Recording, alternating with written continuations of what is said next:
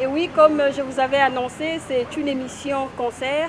Aujourd'hui, nous commémorons Papa Wemba. Vous avez vu le premier intervenant. Notre deuxième intervenant, le premier intervenant, c'était donc lui Onema avec son orchestre Bakento Bakaji. Et maintenant, nous allons prendre notre deuxième intervenante. Elle, c'est Fifi Bachala Bichulux. Vous savez que Papa Wemba était aussi un sapeur. Et parce qu'il s'habillait bien, lui-même disait bien parfumé, bien habillé et puis bien chaussé.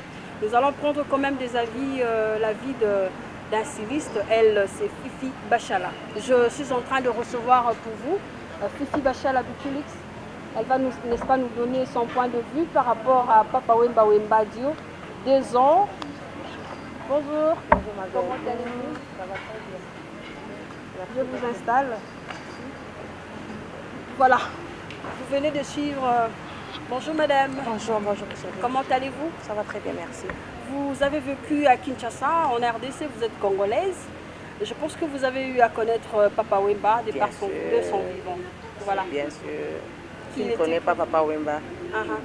Même à l'étranger d'ailleurs, il a beaucoup fait du boucan à l'étranger qu'ici au Congo. Moi je trouve. Très bien.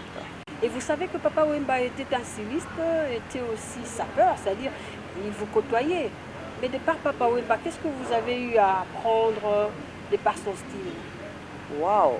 S'il y a quelqu'un qui nous a valorisé, on donnait de la valeur aux stylistes et aux modélistes, c'est bien Papa Wemba. Parce qu'avec lui, on a beaucoup plus parlé des sapeurs, la sapologie, les kitendi, les lamba. Et aujourd'hui, qui n'aimait pas bien s'habiller. Et beaucoup même l'ont copié. Et lui, en tout cas, il nous a d'abord valorisé. Et c'était un gars stylé. Voilà ce que je pourrais dire. Très bien, merci. Et vous savez que Papa Wemba a côtoyé facilement les citoyens congolais aussi cool. Mais sinon, vous avez eu quand même à coudre pour lui un habit une fois dans votre vie? Je regrette énormément parce qu'il y avait quelqu'un qui m'avait introduit auprès de lui pour ce qui est la couture, bien sûr. Il côtoyait ma famille, mes 2 sœurs, mes parents. Mais moi, comme je n'habitais pas ici, donc j'étais beaucoup plus à l'étranger. Et c'est comme ça que j'ai eu l'occasion, je dis en tout cas, laisse-moi faire quelque chose, j'ai fait des tonnes. Alors, on était déjà prêts, malheureusement. Okay. Donc, il a beaucoup de projets infinis, parmi lesquels on s'apprêtait déjà à aller là-bas à la maison, parce qu'il habite là-bas à ma campagne et prendre les mesures. Et dommage, tout était notre grand étonnement que Papa Wemba est mort sur le podium. Donc, j'ai pas le jour où vous avez su que Papa Wemba était mort sur scène? D'abord, je crois que c'était un poisson d'avril. Je pensais que c'était un poisson d'avril d'abord. Vraiment? Oui. Et par la suite? Par la suite, j'ai vu que c'était vrai. Et si je me souviens très bien, parce que c'est resté pour moi, comme on dirait, quelque chose d'étonnant, de regret, très... vous voyez, si je pouvais, mais puisque on ne s'imaginait pas qu'il allait mourir aussitôt, en fait. C'est ça. Et Papa Wemba aussi, c'était un artiste avec un grand art. Il avait beaucoup de potentialité en lui. Qu'est-ce que vous regrettez après sa mort, quand vous voyez la jeunesse congolaise que Papa Wemba couvert depuis tant d'années? Vous savez, aujourd'hui, la cotation qu'on nous donne, bien c'est que nous voyons des artistes musiciens ou autres artistes, on ne sait pas, à part ça, ils ont plusieurs plans B. À part ce que vous voyez, par exemple, comme moi présentement là, vraiment, oui, je suis styliste, quoi, mais mon plan B, je suis infirmière en ophtalmologie. Ça, les gens l'ignorent. Qu'est-ce que les gens qui sont à côté de moi pourront avoir? Et Papa Wemba, c'était un artiste qui faisait les tableaux, donc la peinture. Donc beaucoup ne savaient pas ça. Or, il a laissé beaucoup de tableaux. Tout à fait. Et beaucoup de jeunes gens qui étaient surpris d'ailleurs de voir les voir. Et les regrets que si, à part la musique, ils n'ont pas su soutirer, comment dirais-je, l'intelligence et le savoir-faire. Et ce qu'il avait autre que la musique, ça c'était un grand regret. Parce que derrière lui, il y a toute une population, donc moi je dirais qu'il y a tout un pays. Des générations. De génération en génération, voilà. C'est ça mon plus grand regret. Très bien, merci, le message est passé. Alors nous allons suivre avec vous un élément de Papa Wemba sur la sapologie. Pour lui, il disait que la sapologie, vous devez d'abord être responsable. Nous regrettons, c'est tard, mais on n'a pas le choix. Cette deuxième partie, n'est-ce pas, ces 2 ans, n'est-ce pas, nous permet de réfléchir sur ça. C'est pourquoi nous sommes avec la styliste, les stylistes Bichulix Fifi Bachala. Alors je reprends avec vous.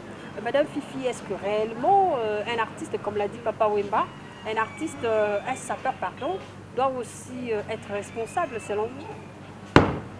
Doit a priori être responsable. Mais bien sûr, la sapologie c'est quoi? Saper, c'est vêtir. Donc nous nous habillons. Donc comme moi, je me suis bien habillée. Et comme Fanny aussi est bien habillée d'ailleurs par Bichulix Mode. Okay. Et nous avons à part nous habiller, on a des métiers, on a le travail qu'on fait. Vous êtes journaliste sur RTNC et j'ai vu, et puis surtout que je t'ai vu venir ma chérie.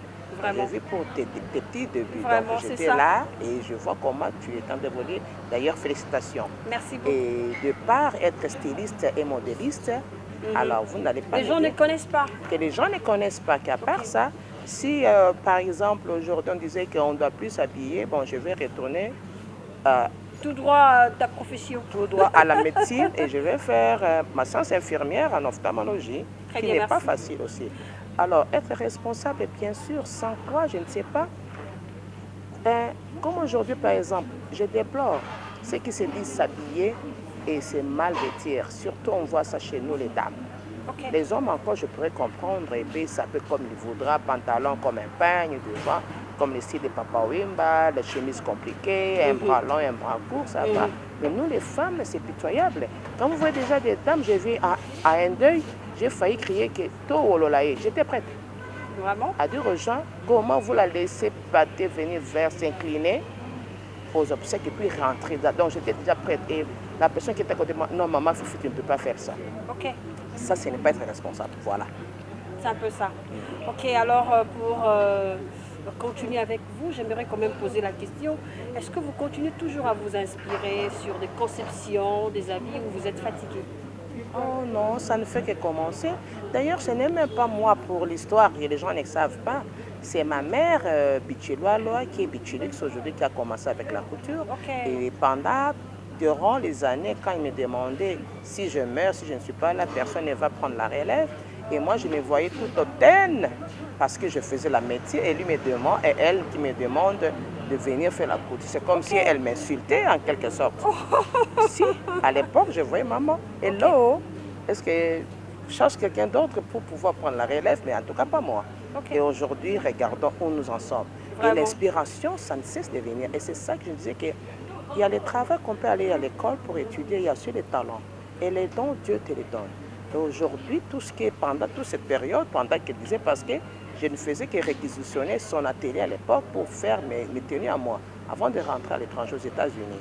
Et aujourd'hui, je peux regarder un tissu, même pendant que j'observe tout le monde, et ça ne cesse de venir, que je pourrais couper ça, ainsi de suite.